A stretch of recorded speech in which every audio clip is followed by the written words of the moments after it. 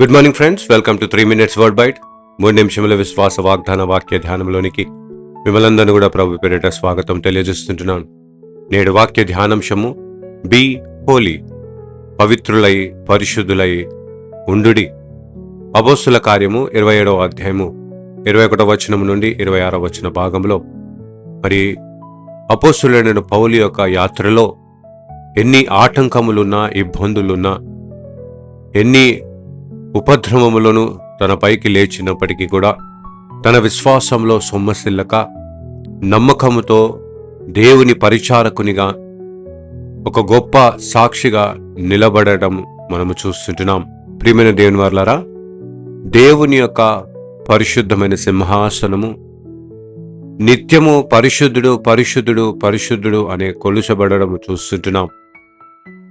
ఆ పరిశుద్ధుడైన దేవుని యొక్క ప్రజలుగా మనము కూడా ఈ లోకంలో పరిశుద్ధులుగా జీవించాలి అన్న మాటను ఆజ్ఞగాను దేవుడు అనుగ్రహించి ఉంటున్నాడు.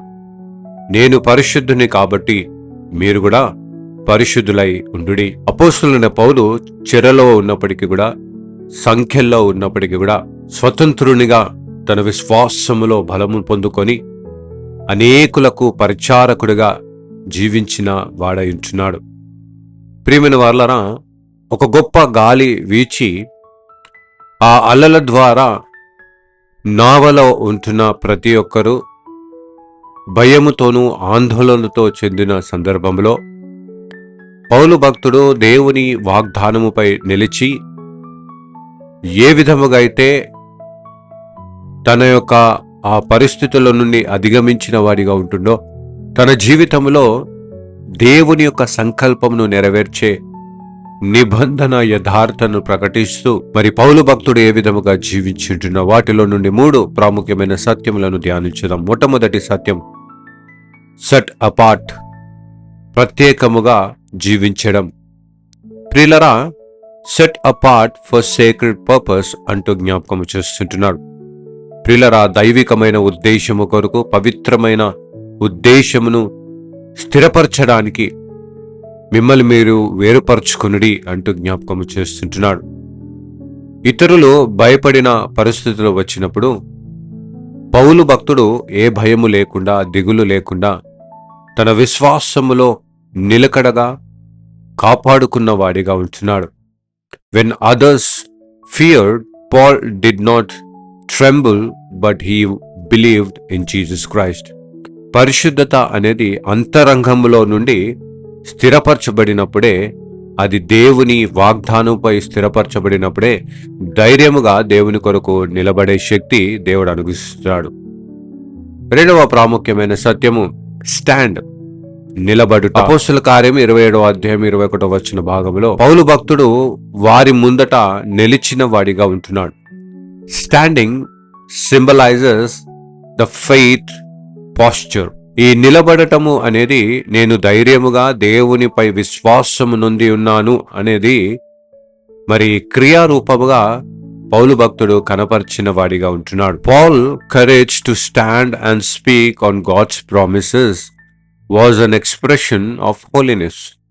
దేవుని యొక్క వాగ్దానములను ధైర్యముగా నిలుచుని ప్రకటించిన తత్వమే మరి పరిశుద్ధకు సాక్ష్యముగా నిలుచిన వాడిగా ఉంటున్నాడు. కాబట్టి ప్రియులరా, ఈరోజు మనము కూడా అటువంటి పరిస్థితులు వచ్చినప్పుడు ధైర్యముగా నిలబడుతూ మాట్లాడు వారిగా, దేని గురించి మాటలు, దేవుని యొక్క వాగ్దానములను స్థిరపరచు మాటలను మనము మాట్లాడు వారిగా ఉండాలి అంటూ జ్ఞాపకం చేస్తుంటున్నాను.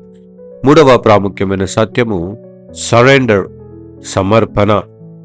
ప్రియులరా, ఈ సమర్పణ లేదా సరెండర్ అనే మాటను చూసినట్లయితే దేవునికి సమర్పించుకొనడం అనే మాటను చూస్తున్నాడు. పారా టిదోమి అన్న మాటకు టు హ్యాండ్ ఓవర్, అందించడము, తన్ను తాను ఆ దేవునికి ఎంట్రస్ట్ చేయడమే సరెండర్ అనే మాటను అందుకోసం పౌలు భక్తుడు ఏమంటాడంటే, I belong to God and I serve him. నేను దేవుని సొత్తై ఉన్నాను, ఆయనను మాత్రమే నేను సేవించదును అంటూ మాట్లాడుచున్నాడు.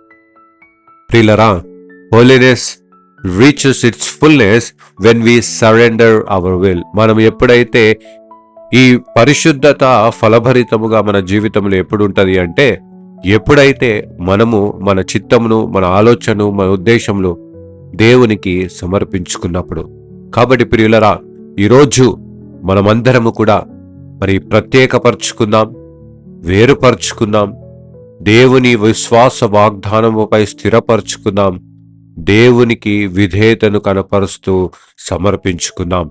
అటు కృప త్రియేక దేవుడు మనకు అనుగ్రహించునుగాక. ఆమేన్. ప్రార్థన. గొప్ప కనికరం కలిగిన మా ప్రియ పరలోకపు తండ్రి యేసుక్రీస్తు ప్రభువా, నీ ఉన్నతమైన భాగ్యమైన నామానికి వందనాలు, కృతజ్ఞతాస్తుతులు చెల్లించుకుంటున్నాం.